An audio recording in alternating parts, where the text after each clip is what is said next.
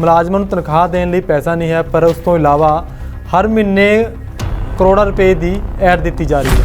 ਇਹਨਾਂ ਦਾ ਇੱਕੋ ਹੀ ਕੰਮ ਹੈ ਕਿ ਕਰੋ 5 ਦਿਖਾਓ 50। ਡਾਕਟਰ ਧਰਮਵੀਰ ਕਹਿੰਦੇ ਨੇ ਕਿ ਭਗਵੰਤ ਸਿਆ ਮੇਰਾ ਛੋਟਾ ਭਰਾ ਆ, ਇਹ ਦਿੱਲੀ ਵਾਲਿਆਂ ਨੇ ਤੇਰਾ ਝੁੱਗਾ ਚੌੜ ਕਰਾ ਦੇਣਾ। ਮੈਂ ਬਹੁਤ ਵਾਰ ਭਗਵੰਤ ਸਿੰਘ ਮਾਨ ਨੂੰ ਕਹਿ ਚੁੱਕਿਆ ਕਿ ਇਹ ਦਿੱਲੀ ਵਾਲਾ ਤੈਨੂੰ ਝੰਬ ਕੇ ਰੱਖ ਦੇਗਾ, ਪਹਿਲਾਂ ਤੇਰਾ ਖਜ਼ਾਨਾ ਝੰਬ ਰਿਹਾ ਹੈ। ਵਿਜੀਲੈਂਸ ਕੋਲੇ ਇੰਨਾ ਟਾਈਮ ਹੈ, ਇੰਨੇ ਮੁਲਾਜ਼ਮ ਹੈ ਕਿ ਉਹ ਸਾਰੇ ਕੇਸਾਂ ਨੂੰ ਸਜ਼ਾਵਾਂ ਤੱਕ ਪਹੁੰਚਾ ਦੇਣਗੇ। ਕੈਪਟਨ ਅਮਰਿੰਦਰ ਸਿੰਘ ਜਿੱਥੋਂ 50-50 ਹਜ਼ਾਰ ਵੋਟ ਤੇ ਜਿੱਤਦੇ ਸੀ ਵਿਧਾਨ ਸਭਾ ਹਲਕਾ ਪਟਿਆਲਾ ਤੋਂ, ਉੱਥੇ ਵੀ ਖੜ ਕੇ ਤੀਜੇ ਚੌਥੇ ਨੰਬਰ ਤੇ ਰਹੇ ਨੇ ਜੀ। ਅਰੁਣ ਜੇਤਲੀ ਨੂੰ ਲੜਾਇਆ ਜਦੋਂ ਅਕਾਲੀ ਕਹਿ ਗਏ ਸੀ ਕਿ ਤੁਸੀਂ ਇੱਕ ਵਾਰੀ ਭਰ ਕੇ ਆ ਜਾਓ, ਬਾਕੀ ਅਸੀਂ ਦੇਖ ਲਵਾਂਗੇ। ਜੋ ਮਿਲਿਆ ਤੁਹਾਡੇ ਸਾਹਮਣੇ ਹੈ। ਬੀਜੇਪੀ ਕਿਸੇ ਸਿਧਾਂਤ ਤੇ ਆਧਾਰ ਤੇ ਪੱਲਾ ਨਹੀਂ ਫੜਾਉਂਦੀ। ਉਹਦੇ ਕੋਲੇ 5-6 ਤੋਤੇ ਨੇ। ਤੁਹਾਨੂੰ ਯਾਦ ਹੋਵੇਗਾ ਕਿ ਅਕਾਲੀ ਭਾਜਪਾ ਦੀ ਤਾਂ ਇਕੱਠੀ ਸੀ, ਤੇ ਪਿਛਲੇ ਦਿਨਾਂ ਦੇ ਵਿੱਚ ਬਿਕਰਮ ਸਿੰਘ ਮਜੀਠੀਆ ਨੂੰ ਵੀ ਈਡੀ ਨੇ ਨਸ਼ੇ ਵਾਲੇ ਮਾਮਲਿਆਂ ਦੇ ਵਿੱਚ ਉਹਨਾਂ ਦੇ ਡਿਪਟੀ ਡਾਇਰੈਕਟਰ ਨਰਿੰਜਨ ਸਿੰਘ ਕੋਲੇ ਸੱਦ ਹੀ ਲਿਆ ਸੀ। ਗੁਰੂ ਸਾਹਿਬ ਦਾ ਸਿਧਾਂਤ ਸੀ, ਗੁਰੂ ਦੀ ਗੋਲਕ ਗਰੀਬ ਦਾ ਮੂੰਹ, ਤੇ ਗੁਰੂ ਸਾਹਿਬ ਨੇ ਕਿਹਾ ਤੇਰਾ ਤੇਰਾ ਤੇਰਾ, ਮੇਰਾ ਮੁਝ में कुछ नहीं, जो कुछ है सो तेरा तेरा, तुझको सौ ते क्या लागे मेरा। ਇਹ ਲੱਗੇ ਵੇ ਨੇ ਮੇਰਾ ਮੇਰਾ ਮੇਰਾ। ਆਉਣ ਵਾਲੇ ਦਿਨਾਂ ਦੇ ਵਿੱਚ ਕਿਤੇ ਇਹ ਨਾ ਹੋਵੇ ਕਿ ਇਹ ਸਾਰਾ ਝਾੜੂ ਤੀਲਾ ਤੀਲਾ ਹੋ ਜਾਵੇ।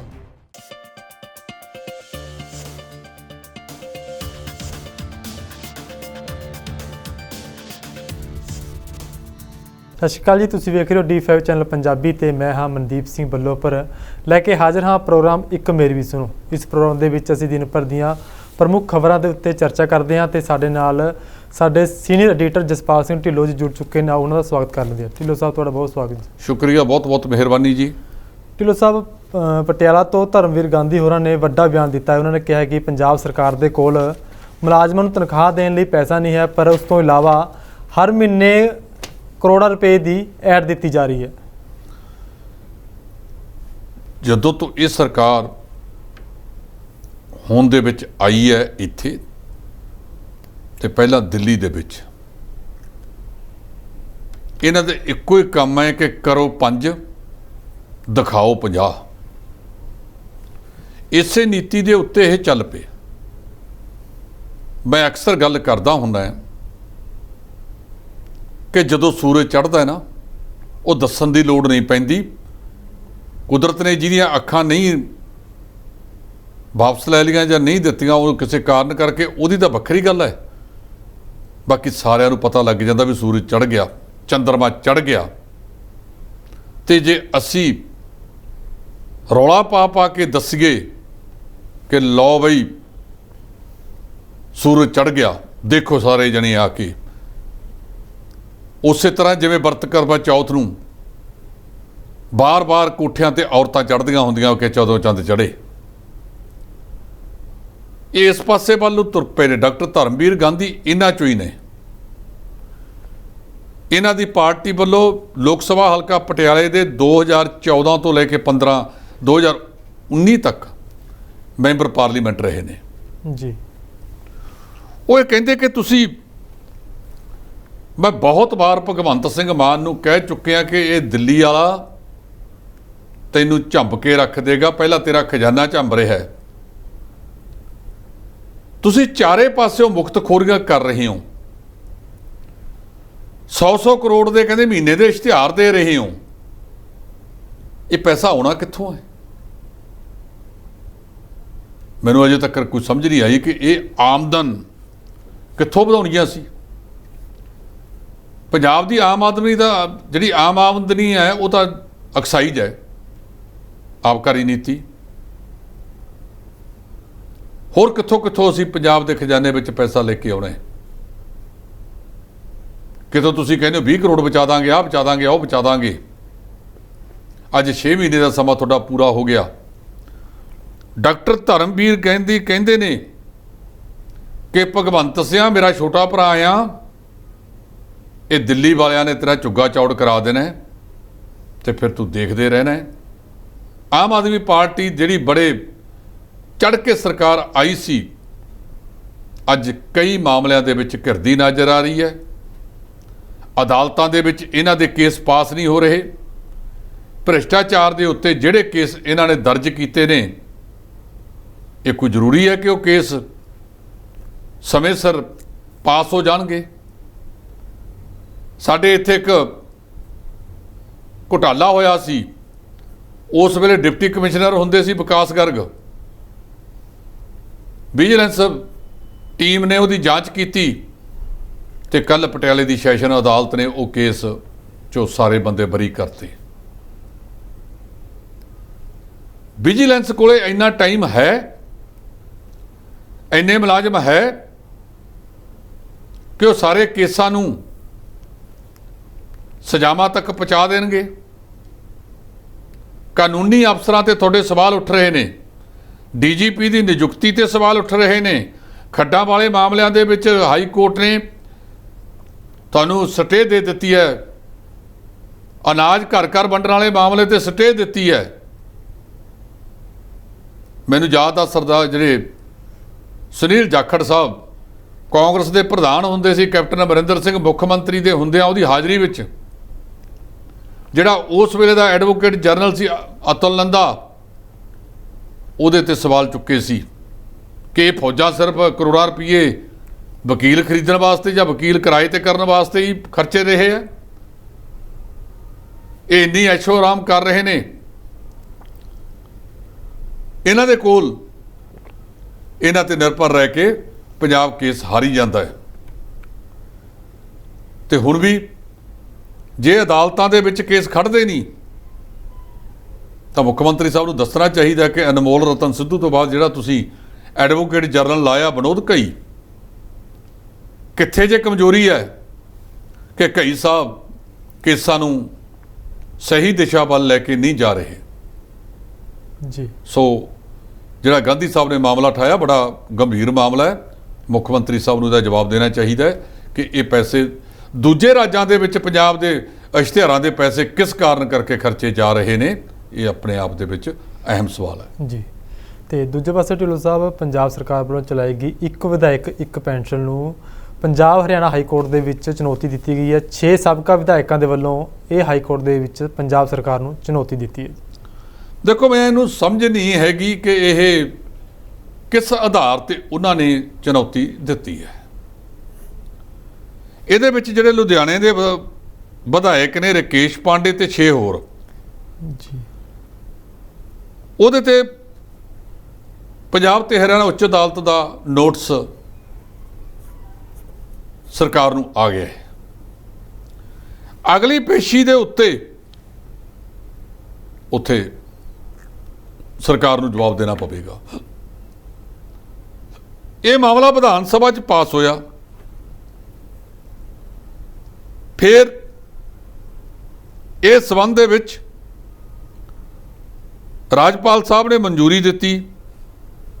ਇਹਦੀ ਅੱਧ ਸੂਚਨਾ, ਜਿਹਨੂੰ ਨੋਟੀਫਿਕੇਸ਼ਨ ਕਹਿੰਦੇ ਆਪਾਂ, ਇਹ 11 ਅਗਸਤ ਨੂੰ ਕੀਤਾ ਗਿਆ ਸੀ, ਮਹੀਨਾ ਕੁ ਪਹਿਲਾਂ ਜੀ।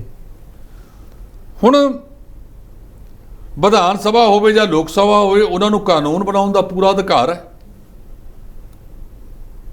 ਇਹ ਕੇਸ 6 ਸਾਬਕਾ ਵਿਧਾਇਕਾਂ ਦਾ ਖੜਦਾ ਜਾਂ ਨਹੀਂ ਖੜਦਾ, ਇਹ ਤਾਂ ਸਮਾਂ ਦੱਸੇਗਾ।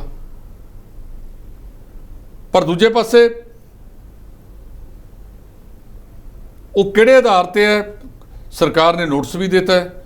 ਇਹ ਜਿਹੜੀ ਅਗਲੀ ਤਰੀਕ ਆਵੇਗੀ, ਉਸ ਤਰੀਕ ਦੇ ਉੱਤੇ ਜਿਨ੍ਹਾਂ ਨੇ ਇਹ ਨੋਟਿਸ, ਜਿਨ੍ਹਾਂ ਨੇ ਇਹ ਪਟੀਸ਼ਨ ਪਾਈ ਹੈ, ਚੁਣੌਤੀ ਦਿੱਤੀ ਹੈ, ਤੇ ਸਰਕਾਰੀ ਧਿਰ ਆਪਸ ਵਿੱਚ ਦੀ ਇਹਦੇ ਤੇ ਬਹਿਸ ਹੋਵੇਗੀ।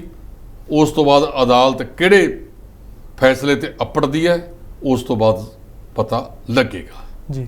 ਕਿਉਂਕਿ ਢਿੱਲੋਂ ਸਾਹਿਬ, ਇੱਕ ਪਾਸੇ ਤਾਂ ਪੰਜਾਬ ਦੇ ਜਿਹੜੀ ਫੈਕਟਰੀਆਂ ਨੇ ਉਹਦੇ ਵਿੱਚ 7,000 ਤੇ 8,000 ਤੇ ਨੌਜਵਾਨ ਰੁਜ਼ਗਾਰ ਕਰ ਲੈ ਰਹੇ ਨੇ, ਤੇ ਦੂਜੇ ਪਾਸੇ ਵਿਧਾਇਕਾਂ ਨੂੰ ਹਜ਼ਾਰਾਂ ਦੇ ਵਿੱਚ 75,000 ਦੇ ਲਗਭਗ ਇਹਨਾਂ ਦੀ ਪੈਨਸ਼ਨ ਹੈ, ਉਹਦੇ ਵਿੱਚ ਵੀ ਗੁਜ਼ਾਰਾ ਨਹੀਂ ਹੁੰਦਾ। 75,000 ਪੈਨਸ਼ਨ ਹੈ ਜੀ, ਤੇ ਜਿਹੜਾ ਬੰਦਾ ਦੂਜੀ ਵਾਰ ਦਾ ਬੰਦਾ ਉਹਦੇ ਵਿੱਚ ਲਗਭਗ 47-48 ਹਜ਼ਾਰ ਹੋਰ ਵੱਧ ਜਾਂਦਾ ਹੈ। ਜੀ। ਮੁਲਾਜ਼ਮਾਂ ਨੂੰ ਇੱਕ ਪੈਨਸ਼ਨ। ਇਹ ਵੱਲੋਪੁਰ ਜਦੋਂ ਅਦਾਲਤ ਦੇ ਵਿੱਚ ਹੁਣ ਸੁਣਵਾਈ ਹੋਵੇਗੀ ਨਾ ਜੀ, ਹੋ ਸਕਦਾ ਸਰਕਾਰ ਇਸੇ ਗੱਲ ਨੂੰ ਪਲੀ ਲਵੇ। ਜੀ, ਇਹ ਤਾਂ ਉਦੋਂ ਪਤਾ ਲੱਗੇਗਾ। ਪਰ ਜੇ ਅੱਜ ਅਸੀਂ ਕਿਸੇ ਫੈਸਲੇ ਦੇ ਖਿਲਾਫ ਬੋਲਦੇ ਹਾਂ ਤਾਂ ਦੋਹਾਂ 'ਚੋਂ ਇੱਕ ਪਾਸੇ ਵਾਲਾ ਸਾਡੇ ਖਿਲਾਫ ਬੋਲਣਗੇ। ਇਹ ਕਾਨੂੰਨਨ ਪੱਖ ਦੇ ਉੱਤੋਂ ਅਦਾਲਤ ਨੇ ਹੁਣ ਦੇਖਣਾ ਹੈ ਕਿ ਤਿੰਨ ਪੈਨਸ਼ਨਾਂ ਜਾਇਜ਼ ਸੀ ਜਾਂ ਨਹੀਂ। ਜੀ, ਇਹ ਤੇ ਹਾਈ ਕੋਰਟ ਦਾ ਕੀ ਫੈਸਲਾ ਆਉਂਦਾ ਹੈ, ਉਸ ਤੋਂ ਬਾਅਦ ਸਮਝਾਂਗੇ ਕਿ ਅਦਾਲਤ ਨੇ ਇਹਨੂੰ ਕਿਹੜੇ ਨਜ਼ਰੀਏ ਨਾਲ ਦੇਖਿਆ। ਜੀ, ਤੇ ਕੈਪਟਨ ਅਮਰਿੰਦਰ ਸਿੰਘ ਵੀ ਆਉਣ ਵਾਲੇ ਦਿਨਾਂ ਦੇ ਵਿੱਚ ਸੂਤਰਾਂ ਦੇ ਹਵਾਲੇ ਤੋਂ ਖਬਰ ਹੈ ਕਿ ਬੀਜੇਪੀ ਦੇ ਵਿੱਚ ਸ਼ਾਮਲ ਹੋ ਰਹੇ ਨੇ। ਟਿਊਟਰ ਸਾਹਿਬ, ਕੀ ਲੱਗਦਾ ਕਿ ਖੇਤਰੀ ਪਾਰਟੀਆਂ ਦਾ ਕੋਈ ਵਜੂਦ ਨਹੀਂ ਰਿਹਾ? ਨਹੀਂ, ਕੈਪਟਨ ਅਮਰਿੰਦਰ ਸਿੰਘ ਦੀ ਕਿਹੜੀ ਖੇਤਰੀ ਪਾਰਟੀ ਸੀ? ਪੰਜਾਬ ਲੋਕ ਕਾਂਗਰਸ। ਜੀ, ਪਰ ਹੁਣ ਹੋਂਦ ਤੇ ਵਿੱਚ ਆਈ ਸੀ ਨਾ ਜੀ। ਹੁਣ ਨਹੀਂ, ਉਹ ਆਈ ਸੀ, ਪਰ ਉਹਦਾ ਆਊਟਪੁੱਟ ਕੀ ਹੈ? ਜੀ, ਪਹਿਲੀ ਚੋਣ ਲੜੀ ਇਹਨਾਂ ਨੇ ਪੰਜਾਬ ਲੋਕ ਕਾਂਗਰਸ ਬਣਾ ਕੇ ਕੈਪਟਨ ਅਮਰਿੰਦਰ ਸਿੰਘ ਸਮੇਤ ਜਿੰਨੇ ਉਹਦੇ ਨਾਲ ਦੇ ਸਾਥੀਆਂ ਨੂੰ ਟਿਕਟਾਂ ਦਿੱਤੀਆਂ ਗਈਆਂ ਸੀ, ਸਾਰੇ ਦੇ ਸਾਰੇ ਹਾਰ ਗਏ। ਜੀ, ਕਈ ਥਾਵਾਂ ਤੇ ਤਾਂ ਜ਼ਮਾਨਤਾਂ ਜ਼ਬਤ ਹੋ ਗਈਆਂ।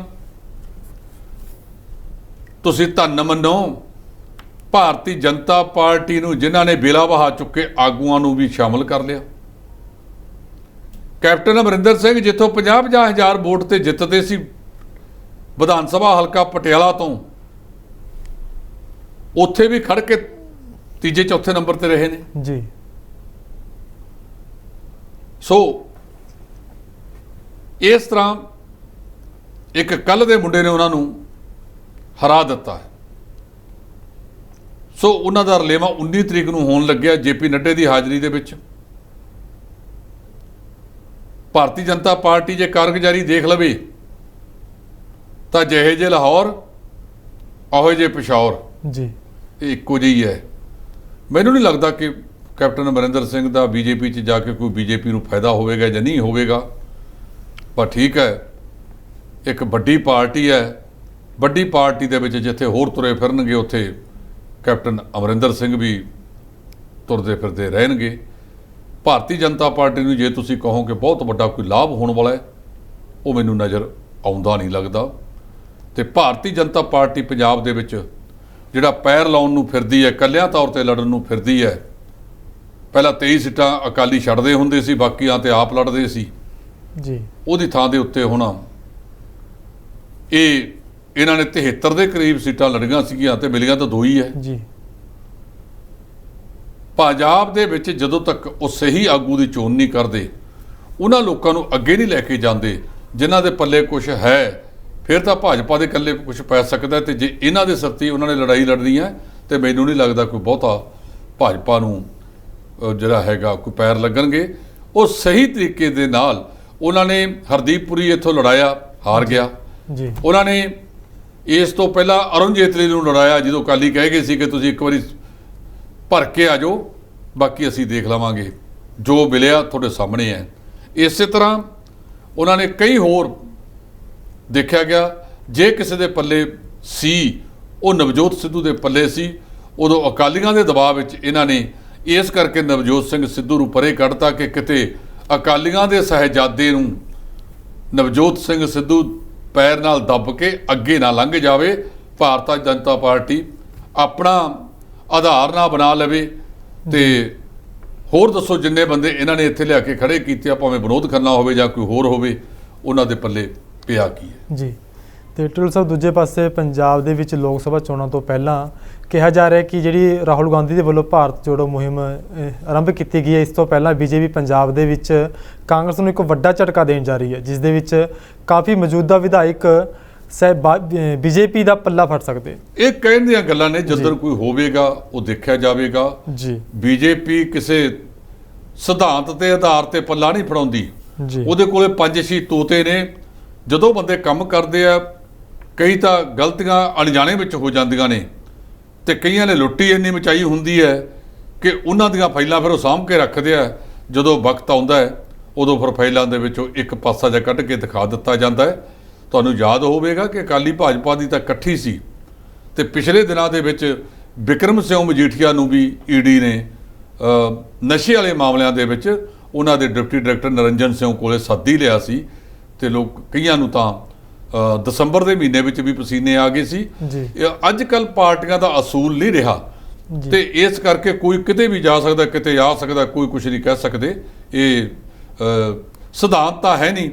ਹੁਣ ਵਿਅਕਤੀਗਤ ਵੱਡੇ ਹੋ ਗਏ, ਪਾਰਟੀਆਂ ਬੌਣੀਆਂ ਹੋ ਗਈਆਂ, ਜਿਹਦੇ ਕਰਕੇ ਇਹ ਸਾਰਾ ਮਸਲਾ ਚੱਲਦਾ ਜੀ। ਪਿਆ ਹੈ। ਤੇ ਬੀਜੇਪੀ ਦੇ ਵੱਲੋਂ ਇਹ ਵੀ ਇਲਜ਼ਾਮ ਲਗਾਏ ਜਾ ਰਹੇ ਨੇ ਕਿ ਕੇਜਰੀਵਾਲ ਪੰਜਾਬ ਦੇ ਵਿੱਚ ਰਾਘਵ ਚੱਡਾ ਨੂੰ ਮੁੱਖ ਮੰਤਰੀ ਬਣਾਉਣਾ ਚਾਹੁੰਦੇ ਨੇ। ਕਿੰਨੀ ਕੁ ਸੱਚਾਈ ਹੈ? ਦੇਖੋ, ਜਿਹੜਾ ਪਾਰਟੀਆਂ ਹੁੰਦੀਆਂ ਨੇ, ਜੀ ਵਿਰੋਧੀ ਪਾਰਟੀ ਨੇ ਤਾਂ ਕੋਈ ਮੌਕਾ ਛੱਡਣਾ ਨਹੀਂ ਹੁੰਦਾ। ਉਹ ਹਰ ਵੇਲੇ ਕੋਈ ਨਾ ਕੋਈ ਮਸਲਾ ਖੜਾ ਰੱਖਦੇ ਆ। ਉਹਨਾਂ ਦੀ ਸਾਰੀ ਜ਼ੋਰ ਇਸ ਗੱਲ ਤੇ ਲੱਗਦੀ ਹੈ ਕਿ ਕਿਵੇਂ ਪਾਰਟੀ ਨੂੰ ਸਥਿਰ ਕੀਤਾ ਜਾਵੇ। ਇਹ ਪਾਰਟੀ ਕੋਈ ਅਸੂਲਾਂ ਚੋਂ ਤਾਂ ਆਈ ਨਹੀਂ। ਜੀ ਇਹ ਤਾਂ ਅੰਨਾ ਹਜ਼ਾਰੇ ਦਾ ਜਿਹੜਾ ਅੰਦੋਲਨ ਖੜਾ ਕੀਤਾ ਗਿਆ ਸੀ ਡਾਕਟਰ ਮਨਮੋਹਨ ਸਿੰਘ ਦੀ ਸਰਕਾਰ ਦੇ ਖਿਲਾਫ, ਭ੍ਰਿਸ਼ਟਾਚਾਰ ਦਾ, ਅੰਨਾ ਹਜ਼ਾਰੇ ਨੇ ਕਿਹਾ ਸੀ ਲੋਕਪਾਲ ਬਣੇਗਾ। 8 ਸਾਲ ਹੋ ਗਏ, ਲੋਕਪਾਲ ਤਾਂ ਕਦੇ ਬਣਿਆ ਨਹੀਂ। ਸੋ ਇਹਨਾਂ ਪਾਰਟੀਆਂ ਨੇ ਕਹਿਤਾ ਕਿ ਰਾਘਵ ਚੱਡੇ ਨੂੰ ਇਹਦੀ ਤਾਂ ਕੋਈ ਸ਼ੱਕ ਨਹੀਂ ਕਿ ਕੇਜਰੀਵਾਲ ਰਾਘਵ ਚੱਡੇ ਨੂੰ ਸ਼ਕਤੀ ਦਿਵਾਉਣਾ ਚਾਹੁੰਦਾ ਹੈ। ਉਹਨੇ ਪਹਿਲਾਂ ਇੱਥੋਂ ਰਾਜ ਸਭਾ ਦਾ ਮੈਂਬਰ ਚੁਣਿਆ, ਫਿਰ ਉਹਨੂੰ ਸਲਾਹਕਾਰ ਕਮੇਟੀ ਦਾ ਚੇਅਰਮੈਨ ਲਾਇਆ। ਇਹ ਗੱਲ ਤਾਂ ਹੈਗੀ ਹੈ ਜੀ ਇਹੀ ਗੱਲ ਤਾਂ ਧਰਮਵੀਰ ਗਾਂਧੀ ਕਹਿੰਦੇ ਨੇ। ਸੋ ਮੈਨੂੰ ਇਉਂ ਲੱਗਦਾ ਹੈ ਕਿ ਦਿੱਲੀ ਵਾਲਿਆਂ ਦੀ ਜਿਹੜੀ ਦਖਲਅੰਦਾਜ਼ੀ ਜ਼ਿਆਦਾ ਹੈ, ਰਿਮੋਟ ਉੱਥੋਂ ਚੱਲਦਾ ਹੈ। ਇਹ ਭਗਵੰਤ ਸਿੰਘ ਮਾਨ ਜਿਹਦੇ ਨਾਂ ਤੇ ਵੋਟ ਪਈ ਹੈ, ਉਹਦੀ ਸਰਕਾਰ ਨੂੰ ਕਿਤੇ ਅਸਥਿਰ ਨਾ ਕਰ ਦੇਣ। ਜੀ ਸਾਰੀਆਂ ਸ਼ਕਤੀਆਂ ਇਸ ਮਾਮਲੇ ਵਿੱਚ ਲੱਗੀਆਂ ਨੇ, ਪਰ ਇਹਨਾਂ ਨੂੰ ਆਪਣੀ ਪਾਰਟੀ ਦੇ ਵਿਧਾਇਕਾਂ ਵਗੈਰਾ ਨੂੰ ਥੋੜ੍ਹਾ ਜਿਹਾ ਸੰਭਾਲ ਕੇ ਰੱਖਣਾ ਪਵੇਗਾ। ਬਹੁਤ ਸਾਰਿਆਂ ਬਾਰੇ ਬਹੁਤ ਸਾਰੀਆਂ ਗੱਲਾਂ ਕੀਤੀਆਂ ਜਾਣ ਲੱਗ ਪਈਆਂ ਨੇ, ਜਿਹੜੀਆਂ ਹੋ ਸਕਦਾ ਇਹਨਾਂ ਦੇ ਹੱਕ ਦੇ ਵਿੱਚ ਨਾ ਜਾਣ। ਜੀ ਤੇ ਢਿੱਲੋਂ ਸਾਹਿਬ, ਸ਼੍ਰੋਮਣੀ ਗੁਰਦੁਆਰਾ ਪ੍ਰਬੰਧਕ ਕਮੇਟੀ ਦੀ ਚੋਣਾਂ ਨੂੰ ਲੈ ਕੇ ਸਿੱਖਾਂ ਦੇ ਵੱਲੋਂ ਮੰਗ ਕੀਤੀ ਜਾ ਰਹੀ ਹੈ ਕਿ ਜਲਦ ਤੋਂ ਜਲਦ ਸ਼੍ਰੋਮਣੀ ਗੁਰਦੁਆਰਾ ਪ੍ਰਬੰਧਕ ਕਮੇਟੀ ਦੀਆਂ ਚੋਣਾਂ ਹੋਣ। ਤੇ ਹੁਣ ਸੰਗਰੂਰ ਤੋਂ MP ਸਿਮਰਜੀਤ ਸਿੰਘ ਮਾਨ ਹੋਰਾਂ ਨੇ ਵੀ ਚੋਣਾਂ ਨੂੰ ਜਲਦ ਕਰਾਉਣ ਦੇ ਖਿਲਾਫ ਮੋਰਚਾ ਖੋਲ੍ਹ ਦਿੱਤਾ ਜੀ। ਮਾਨ ਸਾਹਿਬ ਇਹ ਗੱਲ ਕਹਿੰਦੇ ਨੇ ਜੀ ਕਿ ਸ਼੍ਰੋਮਣੀ ਕਮੇਟੀ ਦੀਆਂ ਚੋਣਾਂ ਜਲਦ ਹੋਣ, ਕਿਉਂਕਿ 2011 ਤੋਂ ਬਾਅਦ ਇਹ ਚੋਣਾਂ ਹੋਈਆਂ ਨਹੀਂ। ਜੀ ਕੁਝ ਅਦਾਲਤੀ ਕੇਸਾਂ ਨੇ ਵੀ ਇਹਦੇ ਵਿੱਚ ਅੜਿੱਕੇ ਪਾਏ। ਦੂਸਰਾ, ਜਿਹੜੀ ਧਿਰ ਉੱਥੇ ਕਾਬਜ ਹੋਈ ਬੈਠੀ ਹੈ, ਉਹ ਧਿਰ ਦਾ ਵਜੂਦ ਬਹੁਤ ਹੇਠਲੇ ਪੱਧਰ ਤੇ ਚਲਿਆ ਗਿਆ। ਜੇ ਚੋਣ ਆਉਂਦੀ ਹੈ ਤਾਂ ਹੋ ਸਕਦਾ ਉਹਨਾਂ ਨੂੰ ਹੁਣ ਵਾਲਾ ਰਿਸਪੌਂਸ ਲੋਕਾਂ ਦਾ ਨਾ ਮਿਲੇ। ਉਹਨਾਂ ਦੀ ਪੋਜੀਸ਼ਨ ਹੱਦੋਂ ਵੱਧ ਪਤਲੀ ਹੋਈ ਵੀ ਹੈ ਤੇ ਅਜੇ ਤੱਕ ਵੀ ਉਹ ਇਸ ਤਰ੍ਹਾਂ ਦਾ ਕੋਈ ਕੰਮ ਕਰਨ ਦਾ ਯਤਨ ਹੀ ਨਹੀਂ ਕਰ ਰਹੇ ਜਿਹੜੀਆਂ ਲੋਕ ਭਾਵਨਾਵਾਂ ਦੇ ਮੁਤਾਬਕ ਹੋਵੇ। ਜੱਦਰ ਸਾਹਿਬ ਨੇ ਵੀ ਕੱਲ ਕਹਿਤਾ ਕਿ ਕਿਵੇਂ ਸ਼੍ਰੋਮਣੀ ਕਮੇਟੀ ਦੀਆਂ ਨੂੰ ਕਮਜ਼ੋਰ ਕੀਤਾ ਜਾ ਰਿਹਾ। ਜਥੇਦਾਰਾਂ ਦੀਆਂ ਕੋਈ ਸਮਾਂਬੱਧ ਤਰੀਕਾ ਹੀ ਨਹੀਂ ਹੈ ਕਿ ਉਹਨਾਂ ਨੂੰ ਅੱਜ ਲਾ ਦਿਓ ਕੱਲ੍ਹ ਉਤਾਰ ਦਿਓ। ਪਿਛਲੇ ਸਮੇਂ 'ਚ ਵੀ ਅਸੀਂ ਦੇਖਿਆ। ਦੂਸਰਾ, ਉਹ ਕਹਿੰਦੇ ਕਿ ਗੋਲਕਾਂ ਵੱਲ ਮੂੰਹ ਨੇ, ਲੜਾਈਆਂ ਗੋਲਕਾਂ ਦੀਆਂ ਨੇ ਜੀ। ਤੇ ਕੁਛ ਤਾਂ ਸਾਰਾ ਕੁਝ ਸਾਡੇ ਵਰਗੇ ਲੋਕ ਪਹਿਲੇ ਹੀ ਕਹਿ ਰਹੇ ਨੇ। ਜੱਦਰ ਸਾਹਿਬ ਨੇ ਕਿਹੜੀ ਨਵੀਂ ਗੱਲ ਕਰਤੀ? ਸਾਰਿਆਂ ਨੂੰ ਪਤਾ ਕਿ ਗੋਲਕਾਂ ਦੀ ਹੈ। ਗੁਰੂ ਸਾਹਿਬ ਦਾ ਸਿਧਾਂਤ ਸੀ, ਗੁਰੂ ਦੀ ਗੋਲਕ ਗਰੀਬ ਦਾ ਮੂੰਹ। ਤੇ ਗੁਰੂ ਸਾਹਿਬ ਨੇ ਕਹੀ ਤੇਰਾ ਤੇਰਾ ਤੇਰਾ, ਮੇਰਾ ਮੁਝ में कुछ नहीं, जो कुछ सो तेरा तेरा, तुझको सौ ते क्या लागे मेरा। ਤੇ ਇਹ ਲੱਗੇ ਵੇ ਨੇ ਮੇਰਾ ਮੇਰਾ ਮੇਰਾ। ਜਦੋਂ ਅਸੀਂ ਗੁਰੂ ਦੇ ਸਿਧਾਂਤ ਤੋਂ ਉਲਟ ਗੱਲ ਕਰਾਂਗੇ ਤੇ ਫਿਰ ਸਮੱਸਿਆਵਾਂ ਤਾਂ ਆਉਣਗੀਆਂ। ਅੱਜ ਬਹੁਤ ਸਾਰੇ ਵਿਦਵਾਨ ਇਹ ਗੱਲ ਕਰਦੇ ਨੇ ਕਿ ਇਹਨਾਂ ਦੇ ਵਿੱਚੋਂ ਹੁਣ ਜਿਵੇਂ ਪਹਿਲਾਂ ਗੁਰਦੁਆਰਾ ਸਾਹਿਬਾਨ ਆਜ਼ਾਦ ਕਰਾਏ ਸੀ, ਇੱਕ ਵਾਰੀ ਫਿਰ ਉਸ ਤਰ੍ਹਾਂ ਦਾ ਮੋਰਚਾ ਆਰੰਭਣ ਦੀ ਜ਼ਰੂਰਤ ਹੈ। ਸਿਮਰਜੀਤ ਸਿੰਘ ਮਾਨ ਸਾਹਿਬ ਨੇ ਕੱਲ ਸੰਗਰੂਰ ਜਿਹੜੀ ਵਿਰਾਸਤੀ ਗਲੀ ਹੈ ਮਾਰ ਗਿਆ, ਉੱਥੇ ਆਪ ਦਾ ਕੋਈ ਸੈਮੀਨਾਰ ਵਗੈਰਾ ਕੀਤਾ ਸੀ। ਉਹ ਸੈਮੀਨਾਰ ਦੇ ਵਿੱਚ ਉਹਨਾਂ ਨੇ ਇਹ ਗੱਲ ਕਹੀ ਸੀ ਕਿ ਸ਼੍ਰੋਮਣੀ ਕਮੇਟੀ ਚੋਣਾਂ ਜਲਦੀ ਹੋਣ, ਨਹੀਂ ਤਾਂ ਅਸੀਂ ਉੱਥੇ ਸੰਘਰਸ਼ ਸ਼ੁਰੂ ਕਰਾਂਗੇ। ਔਰ ਇਹ ਸੰਘਰਸ਼ ਉਹਦੇ ਵਿੱਚ ਉਹਨਾਂ ਨੇ ਮੰਗ ਕੀਤੀ ਹੈ ਮਾਨ ਸਾਹਿਬ ਨੇ ਕਿ ਇੱਕ ਤਾਂ ਜਿਹੜਾ ਬੰਦੀ ਸਿੰਘ ਤੇ 328 ਸਰੂਪਾਂ ਦਾ ਮਾਮਲਾ ਹੈ, ਜੇ ਇਹ ਨਹੀਂ ਹੱਲ ਹੁੰਦਾ ਤਾਂ ਅਸੀਂ ਇਸ ਮਾਮਲੇ ਦੇ ਵਿੱਚ ਅਗਲੇ ਦਿਨਾਂ ਦੇ ਵਿੱਚ ਅਸੀਂ ਉੱਥੇ ਜਿਹੜੇ ਹੈ ਜਥੇ ਵੀ ਭੇਜਣੇ ਸ਼ੁਰੂ ਕਰਾਂਗੇ ਜੀ। ਸ਼ਹੀਦੀ ਜਥੇ ਭੇਜੇ ਜਾਣਗੇ। ਉਹਨਾਂ ਨੇ ਕਿਹਾ ਕਿ ਸ਼੍ਰੋਮਣੀ ਕਮੇਟੀ ਮੈਂਬਰ ਕਾਲੇ ਕੱਪੜੇ ਪਾ ਕੇ ਰਿਹਾਈ ਦੀ ਮੰਗ ਕਰਕੇ ਡਰਾਮਾ ਕਰ ਰਹੇ ਨੇ ਜੀ। ਇਹਨਾਂ ਨੂੰ ਜਿਸ ਵੇਲੇ ਬੇਅਦਬੀਆਂ ਹੋਈਆਂ ਉਦੋਂ ਕਿਉਂ ਨਾ ਯਾਦ ਆਇਆ ਕਾਲੇ ਕੱਪੜੇ ਪਾ ਕੇ, ਤੇ ਜਦੋਂ 328 ਸਰੂਪ ਗੁਰੂ ਮਹਾਰਾਜ ਦੇ ਗੁੰਮ ਨੇ ਉਹਨਾਂ ਮਾਮਲਿਆਂ ਦੇ ਵਿੱਚ ਇਹਨਾਂ ਨੂੰ ਕਾਲੇ ਕੱਪੜੇ ਕਿਉਂ ਨਾ ਯਾਦ ਆਏ। ਇਹ ਤਾਂ ਇੱਕ ਧਿਰ ਨੂੰ ਬਚਾਉਣ ਵਾਸਤੇ ਸਨੇ ਜਥੇਦਾਰ ਮਾਨ ਸਾਹਿਬ ਦਾ ਇਲਜ਼ਾਮ ਹੈ ਕਿ ਜਥੇਦਾਰ ਸਮੇਤ ਸਾਰੇ ਇਹ ਉਸ ਇੱਕ ਪਰਿਵਾਰ ਨੂੰ ਬਚਾਉਣ ਵਾਸਤੇ ਜੀ ਚਾਰਾ ਜੋਈਆਂ ਕਰ ਰਹੇ ਨੇ ਜੀ। ਤੇ ਢਿੱਲੋਂ ਸਾਹਿਬ ਦੂਜੇ ਪਾਸੇ ਸੁਖਬੀਰ ਬਾਦਲ ਹੋਰਾਂ ਦੇ ਵੱਲੋਂ ਵੀ ਨਿਯੁਕਤੀਆਂ ਕੀਤੀਆਂ ਗਈਆਂ ਨੇ ਤੇ ਉਹਦੇ ਵਿੱਚ ਕੁਝ ਵੱਡੇ ਆਗੂ ਆਊਟ ਕਰਤੇ ਸਿਆਸਤ ਦੇ ਵਿੱਚੋਂ, ਕੀ ਕਹਿਣਾ ਚਾਹੁੰਦੇ ਹੋ? ਕਿੰਨੇ ਕੁ ਕੀਤੇ ਨਹੀਂ, ਜੋ ਥੋੜੇ ਜਿਹੇ ਕੀਤੇ ਨੇ ਜੀ। ਤੇ ਉੱਥੇ ਮੁਖੀ ਕਿਹਨੂੰ ਬਣਾਤਾ? ਕਹਿੰਦੇ ਜੀ ਹੁਣ ਅਸੀਂ ਨਾ ਇੱਕ ਪੰਜਾਬੀ 'ਚ ਆਪਾਂ ਕਹਿੰਦੇ ਆ ਦਰਸ਼ਕ ਤੇ ਅੰਗਰੇਜ਼ੀ 'ਚ ਕਹਿੰਦੇ ਆ ਅਬਜ਼ਰਵਰ ਜੀ। ਬਣਾਇਆ ਕਿਹਨੂੰ? ਮੁੱਖ ਅਬਜ਼ਰਵਰ ਬਲਵਿੰਦਰ ਸਿੰਘ ਭੂੰਦੜ ਨੂੰ, ਜੀ। ਜਿਹੜਾ ਜਿੱਤਿਆ ਕਦੇ ਲੰਗੇ ਡਾਂਗੀ ਆ, ਬਾਕੀ ਜਾਂ ਰਾਜ ਸਭਾ 'ਚ ਭੇਜਤਾ ਤੇ ਜਾਂ ਫਿਰ ਹਾਰਦਾ ਹੀ ਰਿਹਾ। ਪ੍ਰੇਮ ਸਿੰਘ ਚੰਦੂ ਮਾਜਰਾ, ਉਹਦੇ ਨਾਲ ਕਈ ਹੋਰ, ਗੁਲਜ਼ਾਰ ਸਿੰਘ ਰਣੀਕੇ, ਬੀਬੀ ਜਗੀਰ ਕੌਰ, ਅਨਿਲ ਜੋਸ਼ੀ, ਤੇ ਕਹਿੰਦੇ ਜਿਹੜੀ ਕੋਆਰਡੀਨੇਸ਼ਨ ਦੀ ਜ਼ਿੰਮੇਵਾਰੀ ਆ ਉਹ ਦਲਜੀਤ ਸਿੰਘ ਚੀਮੇ ਨੂੰ ਦੇਤੀ ਹੈ। ਨਵਾਂ ਤੁਸੀਂ ਕਿਹੜਾ ਲਿਆਂਦਾ? ਇਹਨੂੰ ਇੱਧਰ ਕਰ ਦਿਓ, ਇੱਧਰ ਕਰ ਦਿਓ। ਝੁੰਦਾ ਕਮੇਟੀ ਨੇ ਇਹ ਕਿਹਾ ਸੀ, ਝੁੰਦਾ ਕਮੇਟੀ ਨੇ ਕਿਹਾ ਸੀ ਵੱਡੀ ਲੀਡਰਸ਼ਿਪ ਵਿੱਚ ਤਬਦੀਲੀ ਦੀ ਲੋੜ ਹੈ। ਤੇ ਜੇ ਇਹਨੂੰ ਤਬਦੀਲੀ ਕਹਿੰਦੇ ਹੋ, ਲੋਕ ਭਾਵਨਾਵਾਂ ਦੇ ਉਲਟ ਜਾ ਕੇ ਸਾਰਾ ਕੁਝ ਕਰਦੇ ਹੋ, ਤੇ ਲੋਕਾਂ ਨੇ ਤੁਹਾਨੂੰ ਅਗਲੇ ਸਮੇਂ ਦੇ ਵਿੱਚ ਸਾਰਾ ਕੁਝ ਦਿਖਾ ਦੇਣਾ। ਜੀ ਜੀ। ਤੇ ਢਿੱਲੋਂ ਸਾਹਿਬ, ਗੌਤਮ ਅਡਾਨੀ ਦੁਨੀਆ ਦੇ ਦੂਜੇ ਨੰਬਰ ਦੇ ਸਭ ਤੋਂ ਵੱਡੇ ਕਰੋੜ ਅਰਬਪਤੀ ਬਣ ਗਏ। ਇਹਦੇ ਵਿੱਚ ਕੋਈ ਸ਼ੱਕ ਨਹੀਂ ਹੈ। ਜੀ। ਜਿਹੜੇ ਅਡਾਨੀ ਸਾਹਿਬ ਨੇ ਜੀ, ਉਹ ਇਸ ਵੇਲੇ ਦੌਲਤ ਦੇ ਹਿਸਾਬ ਨਾਲ ਨੰਬਰ 2 ਤੇ ਆ ਗਏ ਨੇ। ਅੱਜ ਹੀ ਖਬਰ ਛਪੀ ਹੈ ਕਿ ਉਹਨਾਂ ਦੀ ਜਿਹੜੀ ਜਾਇਦਾਦ ਹੈ 155.5 ਬਿਲੀਅਨ ਡਾਲਰ ਦੀ ਹੋ ਚੁੱਕੀ ਹੈ। ਜੀ। ਫਰਾਂਸ ਦੇ ਕਾਰੋਬਾਰੀ ਨੇ ਬਰਨਾਰਡ ਅਰਨੌਲਟ, ਉਹਨਾਂ ਨੂੰ ਪਛਾੜਤਾ ਉਹਨਾਂ ਨੇ, ਲੇਕਿਨ ਜਿਹੜਾ ਬਲੂਮਬਰਗ ਬਿਲੀਨੀਅਰ ਹੈ ਇੰਡੈਕਸ, ਉਹਨਾਂ ਕੋਲ ਅਜੇ ਵੀ 149 ਬਿਲੀਅਨ ਡਾਲਰ ਦੀ ਜਾਇਦਾਦ ਆ, ਉਹ ਤੀਜੇ ਨੰਬਰ ਤੇ ਨੇ। ਅਡਾਨੀ ਸਾਹਿਬ ਨੇ ਦੂਜਾ ਸਥਾਨ ਪ੍ਰਾਪਤ ਕਰ ਲਿਆ, ਜਿਹਦੇ ਕਰਕੇ ਭਾਰਤ ਦੇ ਵਿੱਚ ਰਹਿੰਦੇ ਹੋਏ ਉਹਨਾਂ ਦਾ ਬਹੁਤ ਵੱਡੇ ਪੱਧਰ ਤੇ ਹੈ। ਅਡਾਨੀ ਦੀ ਦੌਲਤ ਦਾ ਹਿੱਸਾ ਸਾਡੇ ਮੌਜੂਦਾ ਪ੍ਰਧਾਨ ਮੰਤਰੀ ਸਾਹਿਬ ਤੇ ਇਹੀ ਤਾਂ ਇਲਜ਼ਾਮ ਲੱਗਦੇ ਹੈ ਕਿ ਹਮ ਦੋ ਹਮਾਰੇ ਦੋ। ਜੀ। ਤੇ ਬਹੁਤ ਸਾਰਾ ਕੁਝ ਉਹਨਾਂ ਨੇ ਰੱਖ ਲਿਆ, ਬੰਦਰਗਾਹਾਂ ਤੇ ਗੈਸ, ਪਤਾ ਨਹੀਂ ਕਿਹੜਾ ਕਿਹੜਾ ਭਾਰਤ ਦੀਆਂ ਸਰਕਾਰੀ ਏਜੰਸੀਆਂ ਸੀ ਜਿੱਥੇ ਉਹਨਾਂ ਦਾ ਕਬਜ਼ਾ, ਅਦਾਰਿਆਂ ਤੇ ਕਬਜ਼ਾ ਹੋ ਗਿਆ। ਤੇ ਢਿੱਲੋਂ ਸਾਹਿਬ, ਇੱਕ ਰਿਪੋਰਟ ਸਾਹਮਣੇ ਆਈ ਜਿਸ ਦੇ ਵਿੱਚ ਦੁਨੀਆ ਦੇ ਵਿੱਚ ਤਕਰੀਬਨ 34 ਕਰੋੜ ਦੇ ਲਗਭਗ ਭੁੱਖਮਰੀ ਦਾ, ਲੋਕਾਂ ਦੇ ਉੱਤੇ ਭੁੱਖਮਰੀ ਦਾ ਖਤਰਾ ਮੰਡਰਾ ਰਿਹਾ ਹੈ। ਇਹ ਵੀ ਇੱਕ ਬਹੁਤ ਵੱਡੀ ਜੀ ਗੱਲ ਹੈ। ਇੱਕ ਸੰਸਥਾ ਹੈਗੀ ਹੈ ਸੰਯੁਕਤ ਰਾਸ਼ਟਰ ਵਿਸ਼ਵ ਖੁਰਾਕ ਪ੍ਰੋਗਰਾਮ, ਇਹਨਾਂ ਦੇ ਕਾਰਜਕਾਰੀ ਨਿਰਦੇਸ਼ਕ ਨੇ ਡੇਵਿਡ ਬੇਸਲੀ ਜੀ। ਉਹ ਕਹਿੰਦੇ ਦੁਨੀਆ ਵਿੱਚ 34.50 ਕਰੋੜ ਭੁੱਖਮਾਰੀ ਵੱਲ ਵਧ ਰਹੇ ਨੇ। ਇਸ ਤਰ੍ਹਾਂ ਦੇ ਐਮਰਜੈਂਸੀ ਵਰਗੇ ਹਾਲਾਤ ਨੇ। ਯੂਕਰੇਨ ਦੀ ਜੰਗ ਤੋਂ ਬਾਅਦ ਇਸ ਘੇਰੇ ਦੇ ਵਿੱਚ 7 ਕਰੋੜ ਲੋਕ ਹੋਰ ਆ ਜਾਣਗੇ ਜੀ। 34 ਦੀ ਬਜਾਏ 41 ਹੋ ਜਾਣਗੇ। ਉਹ ਕਹਿੰਦੇ ਸੰਯੁਕਤ ਰਾਸ਼ਟਰ ਸੁਰੱਖਿਆ ਪਰਿਸ਼ਦ ਨੂੰ ਉਹਨਾਂ ਨੇ ਦੱਸਤਾ ਕਿ 82 ਦੇਸ਼ਾਂ ਜਿਨ੍ਹਾਂ ਵਿੱਚ ਇਹ ਏਜੰਸੀ ਸਰਗਰਮ ਹੈ, ਇਹ 34.50 ਕਰੋੜ ਲੋਕ ਅਸੁਰੱਖਿਆ ਦਾ ਸਾਹਮਣਾ ਕਰ ਰਹੇ ਨੇ। ਇਹ ਗਿਣਤੀ ਅਗਲੇ ਸਮੇਂ ਵਿੱਚ ਜਿਹੜੀ ਵਿਸ਼ਵਮਾਰੀ ਹੋਈ ਸੀ, ਮਹਾਮਾਰੀ 2020 'ਚ, ਉਹਦੇ ਮੁਕਾਬਲੇ 2.5 ਗੁਣਾ ਵੱਧ ਹੈ। ਜੀ ਜੀ। ਤੇ ਢਿੱਲੋਂ ਸਾਹਿਬ, ਦਿੱਲੀ ਦੇ ਵਿੱਚ ਕੇਜਰੀਵਾਲ ਦੇ ਵੱਲੋਂ 19 ਤਰੀਕ ਨੂੰ ਸ਼ਾਇਦ ਵਿਧਾਇਕਾਂ ਨੂੰ ਸੱਦਾ ਭੇਜਿਆ ਗਿਆ ਜੀ।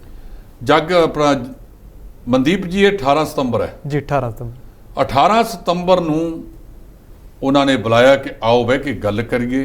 ਜੀ ਇਹ ਮੈਨੂੰ ਸਮਝ ਨਹੀਂ ਆਉਂਦੀ ਵੀ ਉਲਟਾ ਬਾਂਸ ਬਰੇਲੀ ਨੂੰ ਜੀ ਇਹ ਸਾਰੇ 92 ਵਿਧਾਇਕ ਉਧਰ ਨੂੰ ਜਾਣਗੇ, ਇਹਦਾ ਮਤਲਬ 92 ਗੱਡੀਆਂ ਤਾਂ ਜਾਣਗੀਆਂ ਬਿਲਕੁਲ ਜੀ। ਤੇ ਮੰਤਰੀਆਂ ਦੀਆਂ ਨਾਲ ਸੁਰੱਖਿਆ ਵਾਲੀਆਂ, ਮੁੱਖ ਮੰਤਰੀ ਦਾ 30-40 ਗੱਡੀਆਂ ਦਾ ਵੱਖਰਾ ਕਾਫਲਾ। ਤੇ ਜੇ ਉਹਨੇ ਕੋਈ ਪਾਠ ਪੜ੍ਹਾਉਣਾ ਸੀ ਜਾਂ ਤਾਂ ਆਨਲਾਈਨ ਪੜ੍ਹਾ ਦਿੰਦਾ ਜਾਂ ਇਕੱਲਾ ਇੱਥੇ ਆ ਜਾਂਦਾ ਚੰਡੀਗੜ੍ਹ ਦੇ ਵਿੱਚ, ਜਾਂ ਇੱਕ ਚੌਪਰ 'ਚ, ਜਾਂ ਚੌਪਰ ਛੱਡੋ ਵੀ ਫਲਾਈਟਸ ਉੱਥੋਂ ਆਉਂਦੀਆਂ ਨੇ, ਜੇ 5-4 ਬੰਦਿਆਂ ਨੇ ਵੀ ਆਉਣਾ ਸੀ ਤਾਂ ਵੀ ਇਹ ਸਾਰਾ ਕਾਰ ਆਉਣ ਜਾਣ ਦਾ ਲੱਖ ਰੁਪਇਆ ਵੀ ਨਹੀਂ ਸੀ ਲੱਗਣਾ। ਬਿਲਕੁਲ ਜੀ। ਇਹ ਕਰਨਾ ਕੀ ਚਾਹੁੰਦਾ ਕਿ ਕੇਜਰੀਵਾਲ?